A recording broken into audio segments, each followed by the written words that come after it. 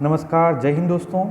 मैं रोहित भार्गव अतुल एकेडमी में आप सभी का स्वागत करता हूं। उम्मीद करता हूं आप सभी स्वस्थ होंगे। दोस्तों, यहां पर हम लेक्चर स्टार्ट करने से पहले कुछ बातें समझेंगे। सबसे पहली बात कि हमें वीडियो पूरा देखना है, वीडियो हमें अंत तक देखना है। साथ में पेन और कॉपी लेकर बैठना है दोस्तों, पेन और कॉपी लेकर बैठना है और हमें प्रत्येक तथ्य को नोट डाउन करना है दोस्तों। प्रत्येक तथ्य को हमें नोट डाउन करना है। यहाँ पर प्रत्येक तथ्य हमारी एग्ज़ाम के लिए बहुत महत्वपूर्ण है दोस्तों। हम जब तक हमारी ऑफलाइन क्लास स्टार्ट नहीं होती है तब तक हमारे पास यूट्यूब ही विकल्प है। हम यूट्यूब के माध्यम से ही यहाँ पर पढ़ सकते हैं। तो हमें समय को व्यर्थ गंवाना नहीं है, समय का सदुपयोग करना है। जैसे भी हो हमें यहाँ पर पढ़ना है दोस्तों। अभी तक आधुनिक इतिहास के 10 लेक्चर डल चुके हैं। अगर आपने अभी तक नहीं देखे हैं तो फिर से पार्ट 1 से देखना स्टार्ट करिए और आज तक के सारे वीडियो आपको हमारे अतुल्य एकेडमी के यूट्यूब चैनल पर मिल जाएंगे। ठीक है दोस्तों, तो यहाँ पर मैं स्टार्ट करने जा रहा हूँ आधुनिक भारत का इतिहास। दोस्तों, वीडियो को स्टार्ट करने से पहले आप सब्सक्राइब का बटन ज़रूर दबाएं। दोस्तों, जैसे ही आप सब्सक्राइब करोगे तो आपको हमारे सारे वीडियो यहाँ पर मिल जाएंगे और आने वाले वीडियो के सारे आपको टाइम पर मिलते रहेंगे वीडियो। ठीक है दोस्तों, तो यहाँ पर मैं स्टार्ट करने जा रहा हूँ दोस्तों आज आधुनिक इतिहास का अगला पार्ट। दोस्तों, पिछले लेक्चर में हमने पढ़ा था कांग्रेस। दोस्तों, काफ़ी महत्वपूर्ण टॉपिक था। आज हम पढ़ेंगे कांग्रेस के आगे का इतिहास। दोस्तों, धीरे धीरे यहाँ पर ये सब्जेक्ट कंप्लीट होने वाला है। फिर बोल रहा हूँ दोस्तों, वीडियो पूरा देखना है, अंत तक देखना है और प्रत्येक तथ्य को यहाँ पर हमें अपने नोट्स में नोट डाउन करना है। दोस्तों, यहाँ पर विषय को गंभीरता से लीजिए और प्रत्येक तथ्य को नोट डाउन करें। दोस्तों, अभी तक हमने अगर नहीं भी पढ़ा हो तो अब हमें पढ़ना है यहाँ पर। ठीक है दोस्तों, जो है विकल्प यहाँ पर यूट्यूब चैनल का अतुल्य एकेडमी का, इसी के माध्यम से हमें पढ़ना है। ठीक है दोस्तों, तो अतुल्य एकेडमी में आप सभी का स्वागत करता हूं। दोस्तों, अतुल्य एकेडमी का चैनल इंस्टाग्राम पर है दोस्तों, टेलीग्राम पर है। इन सभी को आप लाइक सब्सक्राइब करिए। यहाँ पर आपको प्रतिदिन एक करंट अफेयर का फैक्ट भी मिलेगा। ठीक है दोस्तों, तो चलिए स्टार्ट करने जा रहा हूँ मैं आपको यहाँ पर आधुनिक इतिहास।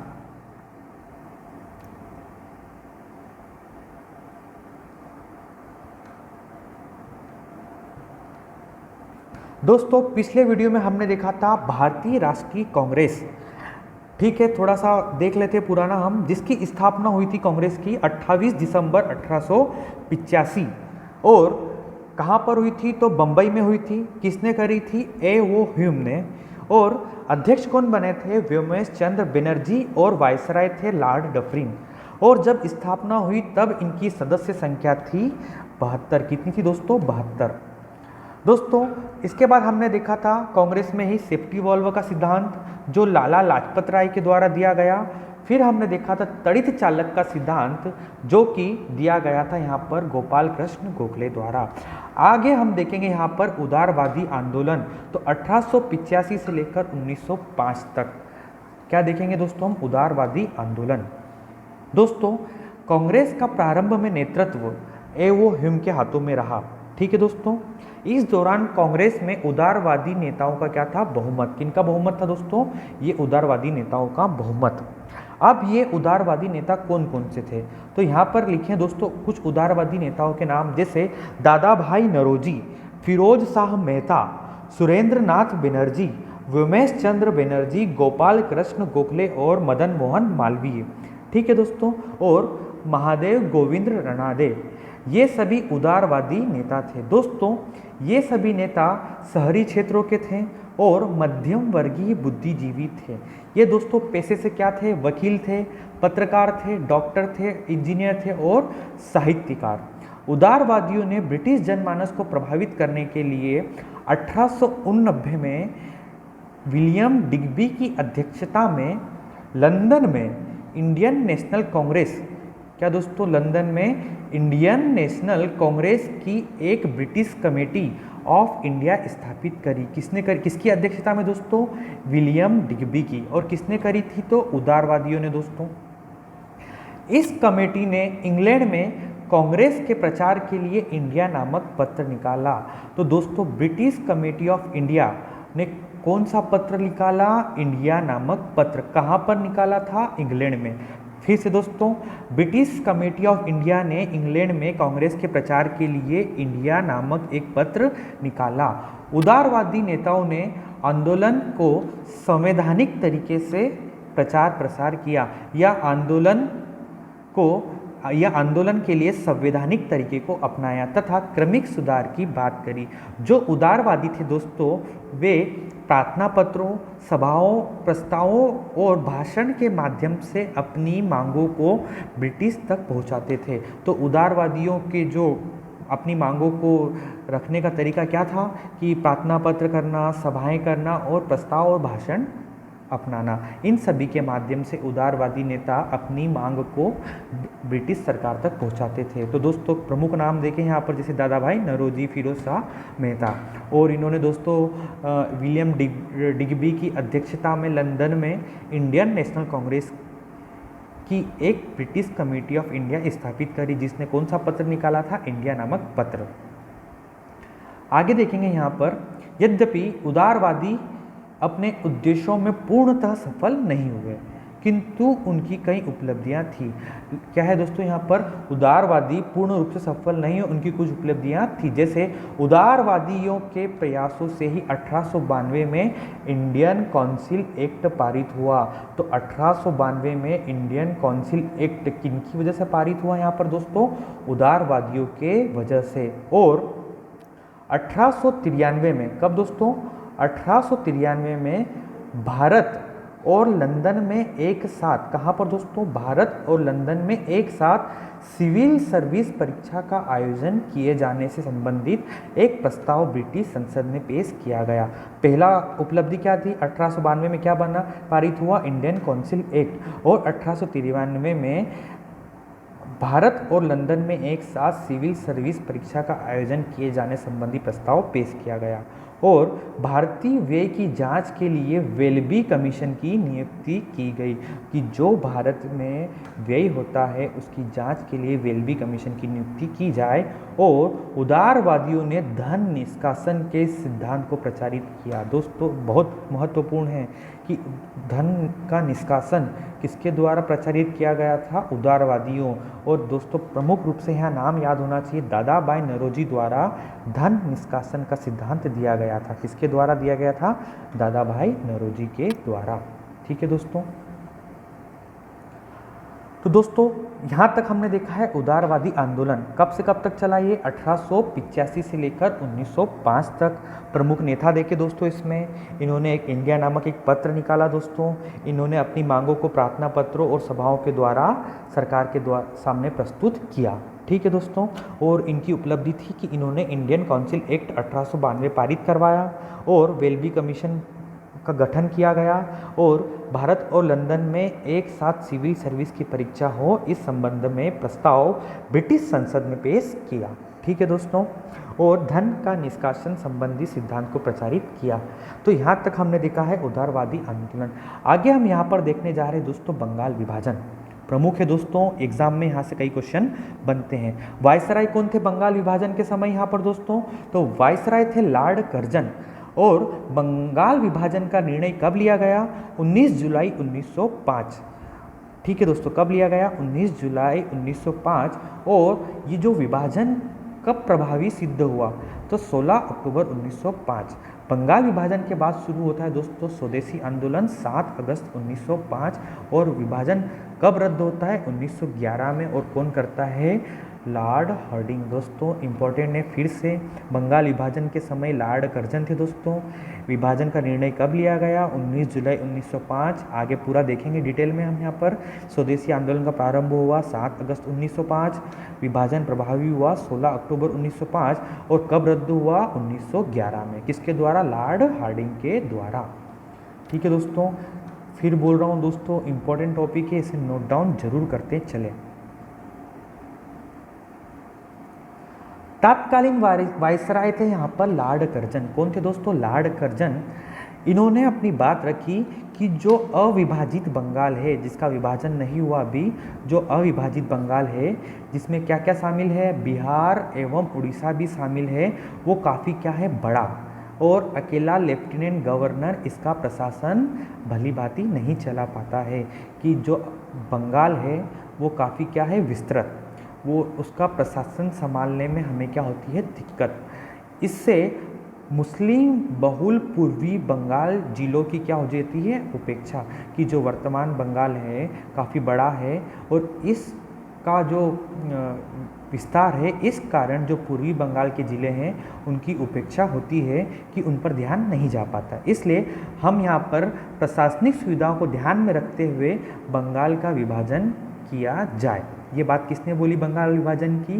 लॉर्ड कर्जन ने, कि प्रशासनिक सुविधा मिले इस कारण बंगाल का विभाजन किया जाए। किंतु क्या होता है, यहाँ पर गृह सचिव रिस्ले द्वारा कर्जन को एक पत्र लिखा जाता है और उससे हमें बंगाल विभाजन का वास्तविक उद्देश्य पता चलता है, कि वास्तविक उद्देश्य बंगाल विभाजन का क्या है। तो वास्तविक उद्देश्य होता है बंगाल विभाजन का कि राष्ट्रवाद को कमज़ोर करना। बंगाल विभाजन का वास्तविक उद्देश्य क्या पता चलता है? राष्ट्रवाद को कमज़ोर करना। तो कर्जन 19 जुलाई 1905 में बंगाल को 2 हिस्सों में विभाजित कर देता है। कौन करता है? कर्जन। कब करता है? 19 जुलाई 1905 को बंगाल को 2 विभागों में विभाजित कर देता है। एक हिस्से में मुस्लिम बहुल पूर्वी बंगाल और दूसरे हिस्से में हिंदू बहुल पश्चिमी बंगाल, जिसमें क्या था, बंगाल, बिहार व उड़ीसा, और मुख्यालय क्या बनाया गया था? कलकत्ता को। तो यहाँ पर बंगाल को कितने भागों में बांट दिया गया? 2, एक पूर्वी बंगाल और एक पश्चिमी बंगाल। ठीक है दोस्तों। अब इस विभाजन के विरोध स्वरूप बात आती है स्वदेशी आंदोलन की। क्या दोस्तों, यहाँ पर बंगाल को 2 भागों में बांट देते हैं। कब? 19 जुलाई 1905 को, पूर्वी बंगाल और पश्चिमी बंगाल। जैसे ही बंगाल का विभाजन होता है, इसके विरोध स्वरूप भारतीयों द्वारा स्वदेशी आंदोलन की शुरुआत होती है। तो दोस्तों हमको यहाँ पर अब क्या पढ़ना पड़ेगा आगे? स्वदेशी आंदोलन। तो चलिए स्टार्ट करते हैं हम यहाँ पर स्वदेशी आंदोलन। ठीक है दोस्तों, हमने क्या देखा यहाँ पर अभी? बंगाल का विभाजन। ठीक है दोस्तों, कब हुआ? 19 जुलाई 1905। लेकिन प्रभावी कब हुआ? 16 अक्टूबर 1905 को। देखेंगे कब हुआ प्रभावी आगे यहाँ पर। और किसने किया बंगाल विभाजन? तो लॉर्ड कर्जन। किसकी बात करने जा रहे हैं दोस्तों यहाँ पर? बंगाल विभाजन हुआ, उसके विरोध स्वरूप किस आंदोलन की मांग उठी? स्वदेशी आंदोलन की क्या उठी दोस्तों यहाँ पर? मांग। तो हम स्टार्ट करने जा रहे हैं यहाँ पर स्वदेशी आंदोलन। 7 अगस्त 1905। कब दोस्तों? 7 अगस्त 1905 में कलकत्ता के टाउन हॉल में, ध्यान से सुनना, मैंने क्या बोला यहाँ पर? 7 अगस्त 1905 कलकत्ता के टाउन हॉल में ऐतिहासिक बैठक हुई, जिसमें बंगाल विभाजन का विरोध किया गया। और विरोध के समर्थन में किसका शुरुआत हुई? स्वदेशी आंदोलन की शुरुआत हुई। अब इस स्वदेशी आंदोलन में विदेशी वस्तुओं के बहिष्कार का निर्णय लिया गया। क्या दोस्तों? तो कब हुई शुरुआत इसकी? 7 अगस्त 1905 को। बंगाल विभाजन के विरोध स्वरूप स्वदेशी आंदोलन के समर्थन में विदेशी वस्तुओं के बहिष्कार का क्या लिया गया? निर्णय, कि अब हम स्वदेशी आंदोलन शुरू कर रहे हैं, इस संबंध में हम विदेशी वस्तुओं का क्या करेंगे? बहिष्कार। ठीक है दोस्तों। ब्रिटिश वस्तुओं के बहिष्कार का सुझाव सर्वप्रथम, ध्यान से सुनना दोस्तों, ब्रिटिश वस्तुओं के बहिष्कार का सुझाव सर्वप्रथम यहाँ पर कृष्ण कुमार मित्र, किसके द्वारा दोस्तों? कृष्ण कुमार मित्र ने अपनी पत्रिका संजीवनी में दिया। तो ब्रिटिश वस्तुओं के बहिष्कार का सुझाव सबसे पहले कृष्ण कुमार मित्र ने अपनी पत्रिका संजीवनी में दिया। तो संजीवनी किसकी पत्रिका है? कृष्ण कुमार मित्र की। इसे नोट डाउन जरूर करना। ब्रिटिश सरकार द्वारा 16 अक्टूबर 1905 को बंगाल विभाजन को क्या कर दिया जाता है? लागू। तो दोस्तों यहाँ पर लागू कब होता है? 16 अक्टूबर 1905। ध्यान से सुनना, बंगाल विभाजन यहाँ पर लागू कब होता है? 16 अक्टूबर 1905। लेकिन बंगाल विभाजन को लागू कब किया जाता है दोस्तों? 19 जुलाई। कब दोस्तों? 19 जुलाई 1905 को। ध्यान रखना दोस्तों। तो जब बंगाल विभाजन का निर्णय कब लिया गया? 19 जुलाई 1905 को। लेकिन इसे लागू कब किया जाता है? 16 अक्टूबर 1905 को दोस्तों। ठीक है। इस दिन पूरे बंगाल में शोक दिवस मनाया जाता है कि जैसे ही बंगाल विभाजन को लागू कर दिया जाता है तो पूरे बंगाल में क्या मनाया जाता है, शोक दिवस। रविंद्रनाथ टैगोर ने के सुझाव पर लोगों ने एक दूसरे के हाथों पर क्या बांधी, राखी, और एकता प्रदर्शित की। तो दोस्तों 16 अक्टूबर 1905 को शोक दिवस के रूप में भी मनाया जाता है। क्यों? क्योंकि इस दिन क्या हुआ था, बंगाल विभाजन, और रविंद्रनाथ टैगोर के नेतृत्व में एक दूसरे के हाथों में क्या बांधी जाती है, राखी। स्वदेशी आंदोलन का नेतृत्व बंगाल में कर रहे थे अरविंद घोष व सुरेंद्रनाथ बनर्जी। तो बंगाल में कौन कर रहे थे, अरविंद घोष और सुरेंद्रनाथ बनर्जी। बम्बई व पुणे में कर रहे थे बाल गंगाधर तिलक। पंजाब में थे वो, उत्तर प्रदेश में अजीत सिंह और लाला लाजपत राय, और दिल्ली में थे सैयद हैदर राजा, और मद्रास प्रेसिडेंसी में थे चिदम्बरम पिल्ले, सुब्रमण्यम अय्यर और आनंद चानू। इस प्रकार स्वदेशी आंदोलन बंगाल से प्रारंभ हुआ और धीरे धीरे पूरे भारत में इसका क्या हो गया, प्रसार। ठीक है दोस्तों, तो यहाँ पर हम किसकी बात कर रहे हैं, स्वदेशी आंदोलन की। ठीक है दोस्तों, किसके विरोध स्वरूप लागू हुआ स्वदेशी आंदोलन, बंगाल के विभाजन के विरोध स्वरूप। स्वदेशी आंदोलन के प्रचार प्रसार हेतु कृष्ण कुमार मित्र ने संजीवनी, सुरेंद्रनाथ बनर्जी ने बंगाली नामक पत्र का प्रकाशन किया। नोट डाउन करना, कृष्ण कुमार मित्र ने संजीवनी और सुरेंद्रनाथ बनर्जी ने बंगाली नामक पत्र का प्रकाशन किया। वहीं दोस्तों इससे पहले हमने देखा था कृष्ण कुमार मित्र ने संजीवनी नामक पत्र का भी क्या किया था, प्रकाशन। सुरेंद्रनाथ बनर्जी स्वदेशी प्रतिज्ञाओं की पद्धति को मंदिर में प्रयोग करने वाले पहले व्यक्ति थे। रविंद्रनाथ टैगोर ने आत्मशक्ति पर बल दिया तथा अमार सोनार बांग्ला का नारा दिया।